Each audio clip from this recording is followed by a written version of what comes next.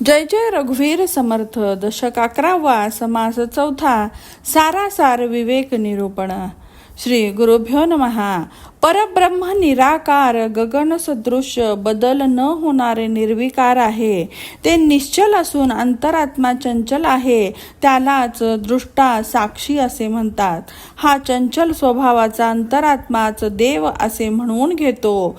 तो सर्व जीव मात्रांचा अंतर्यामी होऊन त्यांचे पालन करतो. तो नसलेले पदार्थ जड वाटतात.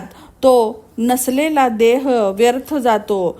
त्याच्यामुळेच परमार्थ इत्यादी सर्व काही जाणता येते. एवढेच नव्हे तर कर्ममार्ग, उपासना मार्ग, ज्ञान मार्ग, सिद्धांत मार्ग, प्रवृत्ती मार्ग, निवृत्ती मार्ग हे सर्व देवच चालवतो. चंचल आत्म्याशिवाय निश्चल परब्रह्म काही जाणता येत नाही. पण स्वतः चंचल हे निश्चल होऊ शकत नाही. हे सर्व विचार नीट समजून घ्या. या चंचल निश्चलाच्या संबंधाबद्दल विचार करू लागलो की मती कुंठित होते. कर्ममार्गाचे विचार अलीकडचे आहेत. असो, या सर्वाला देवच मूळ कारण असून देवाला मात्र हे मूळ वगैरे काही नाही. परब्रह्म हे तर निश्चल निर्विकार आहे. अंतरात्मा आणि परब्रह्म एकच नाही. विकार रहित आणि विकार पावणारे हे दोन्ही एक असे म्हणणारा विचार शून्यच होय. पाहता पाहता त्याचा विचार दूर राहतो. सर्व परमार्थाला पंचीकरण महावाक्याचाच आधार असून त्याचेच पुन्हा पुन्हा विशद करायला हवे.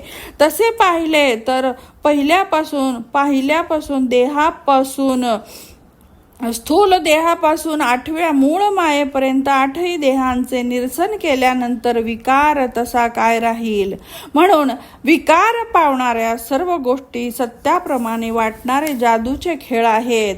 तो एक जाणतो तर दुसऱ्यांना न जाणता खरे असा भास होतो. उत्पत्ती स्थिती संहार नसलेली निर्विकार वस्तू जाणण्यासाठी सारासार विचार करायचा असतो. असे असताना सार असार दोन्ही एक केले तर तेथे विवेक काय राहिला. जे सारासार परीक्षा करणे जाणत नाही तर ते अल्प पापी दरिद्रीच होत.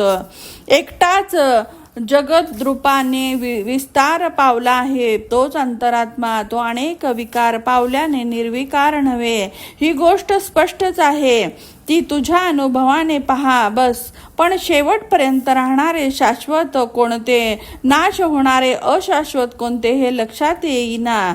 बिनहिशोबी असणारे आणि सर्वदा नाश पावणारे चंचल हे लोकांमध्ये प्रत्यक्ष अनुभवाला येत आहे ना. एक रडतो, एक संकट भोगतो, एक दुसऱ्यांच्या छातीवर बसून त्याचा गळा दाबतो. दुष्काळातील अधाशाप्रमाणे एकमेकांशी भांडतात. हे लोक असे नीती न्याय सोडून वागतात. असे असूनही अविवेकी लोक याला सार म्हणणे काही सोडत नाहीत. दगड टाकून सोने घ्यावे, माती सोडून अन्न घ्यावे, तसे न करता सर्वच श्रेष्ठ असे म्हणणे म्हणजे रीत सोडून बोलल्याप्रमाणेच होय. एकूण सारासार विचार करून सत्याचा मार्ग धरावा. विवेकाने आपले भले कशात आहे हे जाणून त्याचे ग्रहण करावे. तसे न करता रत्न आणि दगड एकच असे समजले तर परीक्षा कसली.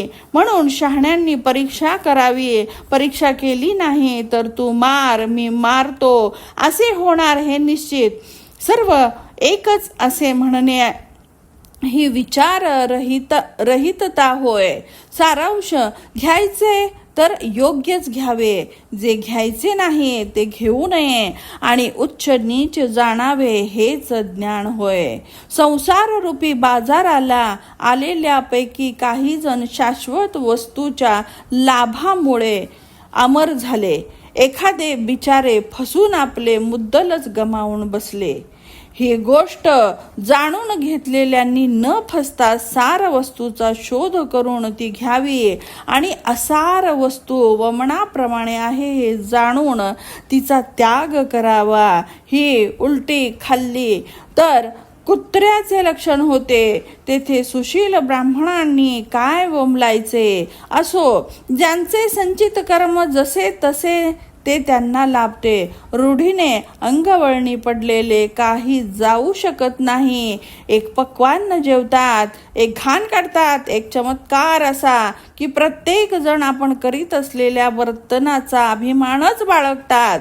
एकाच वाक्यात सांगायचे झाले तर विवेकाशिवाय सर्व बोलणे म्हणजे क्षीणच होय. म्हणून कुणीही पुन्हा पुन्हा श्रवण करावे. इति श्रीदासबोधे गुरुशिष्य संवादे एकादश दशके सार विवेक निरूपणं नाम चतुर्थः समासः समाप्तः. जय जय रघुवीर समर्थ.